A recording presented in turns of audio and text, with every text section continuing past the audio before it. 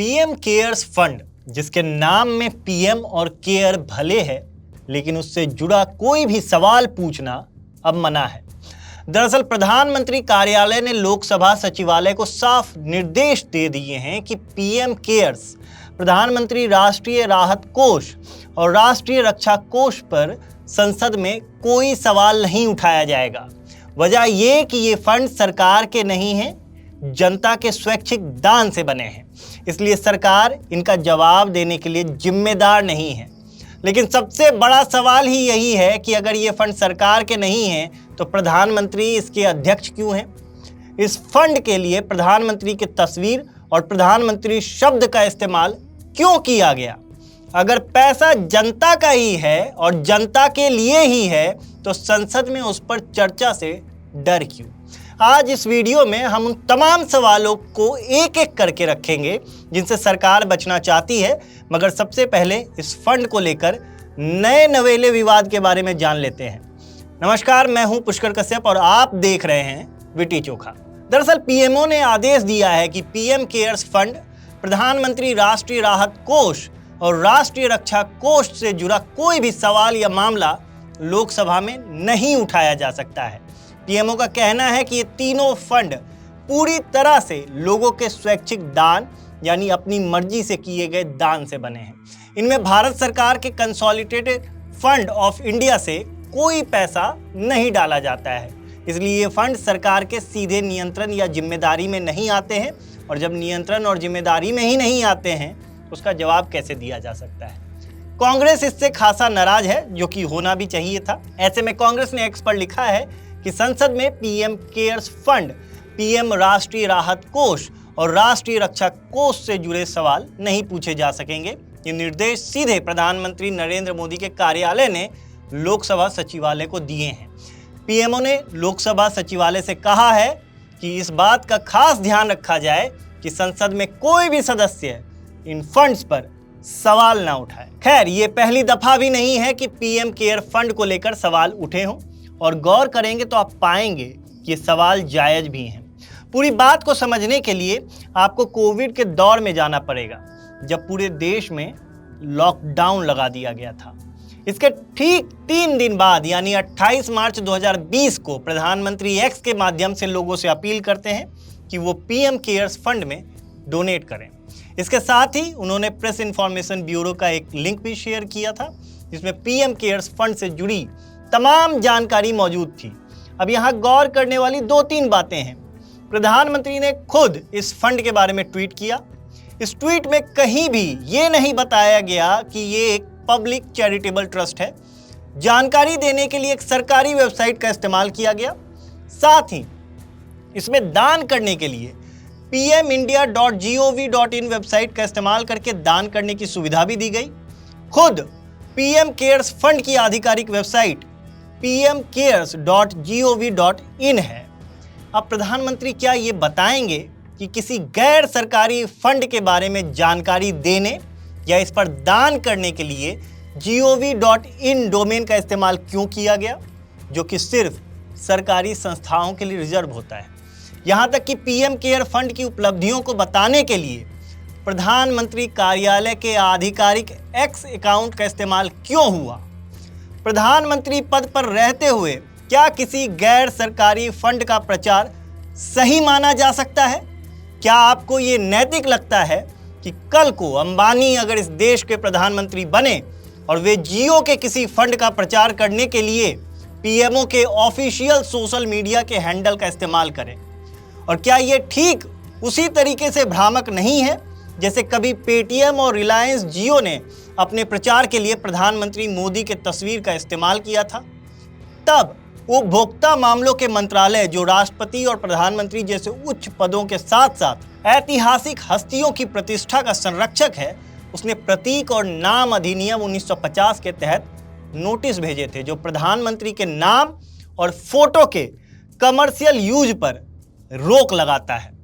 ऐसे में सबसे बड़ा सवाल ये भी है कि जब इन प्राइवेट कंपनियों के द्वारा प्रधानमंत्री की तस्वीर के इस्तेमाल पर नोटिस जारी किया जा सकता है या फिर उन पर जुर्माना लगाया जा सकता है, तो सरकार ये भी बताए कि पीएम केयर फंड के लिए प्रधानमंत्री की तस्वीर का उपयोग, सरकारी डोमेन का इस्तेमाल और इस फंड के प्रचार के लिए सरकारी वेबसाइट्स तक का सहारा लेने के लिए प्रधानमंत्री मोदी को कितने नोटिस जारी किए गए और उन पर अभी तक कितने का जुर्माना लगाया जा चुका है।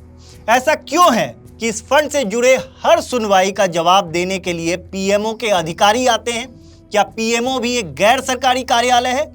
किसी गैर सरकारी फंड के लिए इससे पहले इतनी सरकारी निष्ठा देखी थी आपने? क्या इन सभी का उपयोग इस फंड को भ्रामक नहीं बनाता? प्रधानमंत्री का खुद का यूट्यूब चैनल है, गैर सरकारी है, तो उसका नाम नरेंद्र मोदी है ना भाई, प्रधानमंत्री यूट्यूब चैनल नहीं है ना। तो इस फंड का नाम नरेंद्र मोदी फंड क्यों नहीं है? इसके नाम में पीएम शब्द क्या कर रहा है? ये धोखा नहीं तो और क्या है? ये गुमराह करना नहीं हुआ तो और क्या है? आज तक प्रधानमंत्री के ऑफिशियल हैंडल से ये जानकारी कभी नहीं दी गई कि पीएम केयर फंड एक गैर सरकारी फंड है, ना कि सरकारी। मगर सवाल यहीं खत्म नहीं होते हैं। जब ये फंड बना था तो विपक्ष ने ये सवाल उठाया था कि जब एनडीआरएफ का फंड मौजूद है, जो कि किसी भी डिजास्टर में उपयोग किया जाता है, साथ ही राज्यों के पास भी ऐसे फंड्स मौजूद होते हैं, तब एक अलग फंड की क्या जरूरत है? सरकार इन फंड्स का उपयोग दान लेने के लिए क्यों नहीं कर रही है, जहां पारदर्शिता को लेकर कोई लोचा ही नहीं होता? राज्यों को दिए जाने वाला पैसा भी राज्यों के राहत कोष में ही डायरेक्ट क्यों नहीं दिया जा रहा है? तब प्रधानमंत्री की तरफ से इसका कोई जवाब नहीं आया था। सवाल नियत पर भी है। इसको समझने के लिए आपको पीएम केयर फंड में जमा हुए रुपयों की जानकारी होनी जरूरी है।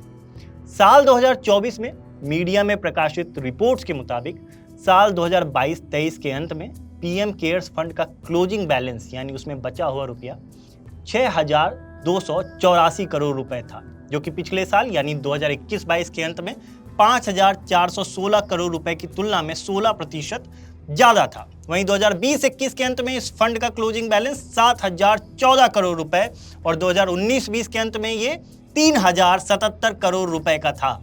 कुल मिलाकर पीएम केयर्स फंड को 2019-20 से 2022-23 तक 4 सालों में कुल 13,605 करोड़ रुपए दान के रूप में मिले हैं। इसमें 13,067 करोड़ रुपए स्वैच्छिक दान है और विदेशी योगदान 538 करोड़ रुपए का रहा। यहाँ गौर करने वाली एक और बात है कि इस अवधि के दौरान ब्याज के रूप में इस फंड को 565 करोड़ रुपए मिले। मगर खर्चा कितना हुआ? इस फंड के बनने से लेकर अगले 3 साल तक यानी 2021-22 तक इस फंड से हर साल औसतन 3800 करोड़ रुपए खर्च हुए। मगर साल 2022-23 में इस खर्च में भारी गिरावट दर्ज हुई और खर्च का यह आंकड़ा महज 439 करोड़ रुपए दर्ज हुआ। तब से लेकर अब तक यानी साल 2026 में इस रिपोर्ट के लिखे जाने तक इस फंड से हुए खर्च का कोई भी हिसाब नहीं दिया गया है। क्या हुआ इन पैसों का? जो सरकार काले धन को मिटाने के नाम पर सत्ता में आई थी, वो ये आंकड़े जारी क्यों नहीं करती? आखिर लोगों का पैसा कहाँ खर्च हुआ? इसकी जानकारी अगर पारदर्शी तरीके से लोगों तक पहुंचे तो इसमें क्या समस्या है? जब खर्च कम हो चुके हैं तो इसके बचे हुए हजारों करोड़ एनडीआरएफ में क्यों नहीं ट्रांसफर कर दिए जाते हैं? प्रधानमंत्री तो कहते थे ना कि वो तो फकीर आदमी है, झोला उठाकर निकल जाएंगे। तो फकीर आदमी को अब इस रुपए के हिसाब के सार्वजनिक हो जाने की चिंता क्यों हो रही है? ऐसा तो है नहीं कि एनडीआरएफ के फंड्स का इस्तेमाल करना प्रधानमंत्री के अधिकार क्षेत्र में नहीं आता। तो प्रधानमंत्री ऐसी कौन सी सेवा करना चाह रहे थे जिसके लिए ऐसा गोपनीय फंड बनाया गया, जिसकी जांच से, जिस पर सवाल से प्रधानमंत्री को परहेज हो गया है? ये बात अलग है कि इसके चेयरमैन नरेंद्र मोदी तब तक ही रहेंगे जब तक कि वे प्रधानमंत्री हैं, लेकिन इस फंड का स्वामित्व अगर प्रधानमंत्री पद के पास है तो ये फंड फिर गैर सरकारी कैसे हो सकता है? अगर ये गैर सरकारी फंड था तो सरकार की तरफ से सरकारी कर्मचारियों से ये अपील क्यों की गई कि वे पीएम केयर्स फंड में अपनी सैलरी का कुछ हिस्सा दान करें? क्या एक गैर सरकारी फंड के लिए इतनी दरियादिली आपने पहले कभी देखी है? अरे भाई, किसी एमएलए के द्वारा किसी सड़क को बनाने का ठेका अगर जान पहचान के ठेकेदार को दे दिया जाता है तब तो सवाल उठने लगते हैं। यहाँ तो सरकारी मदद से चंदा मांगा जा रहा है। सवाल तो उठेंगे ही ना। खैर, ये सारे सवाल किसी पहेली जैसे हैं, जिसके पहेली नुमा जवाब ही सरकार की तरफ से मिले हैं। हर जवाब पर कोहरे की एक चादर है, जिसमें डुबकी मारिएगा तो खो जाइएगा। यही कोहरा संदेह पैदा करता है। अब तो खैर जवाब क्या ही मिलेगा जब सवाल पर ही पाबंदी है। लोकतंत्र में दान मांगना अपराध नहीं होता है, लेकिन दान का हिसाब न देना, सवालों से भागना और संसद का मुंह बंद कर देना, यही वो जगह है जहां से केयर खत्म होता है और शक शुरू होता है। देखते दिखाते रहिए वीटी चोखा। धन्यवाद।